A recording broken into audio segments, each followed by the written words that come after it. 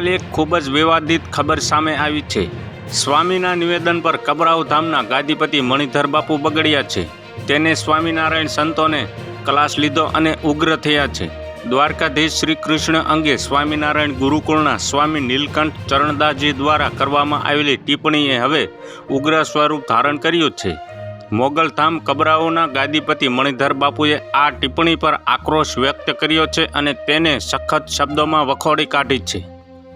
મણિધર બાપુએ જણાવ્યું હતું કે આ સ્વામિનારાયણ સંપ્રદાયનો બફાટ ચલાવી લેવામાં નહીં આવે, તેના સામે યોગ્ય પગલાં લેવાની જરૂર છે। તેને જણાવી હતી।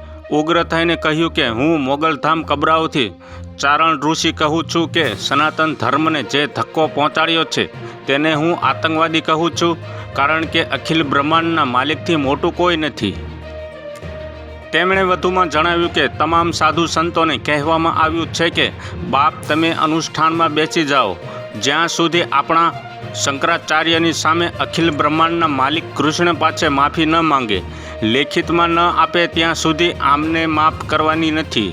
અનુષ્ઠાનમાં નાના મોટા બધા સાધુઓએ બેસી જવાનું છે। હું બુધવારે બેસવાનો છું, જરૂર પડે તો ધર્મ માટે ખપી જવા માટે તૈયાર છું। અમારા માટે બે વસ્તુ છે।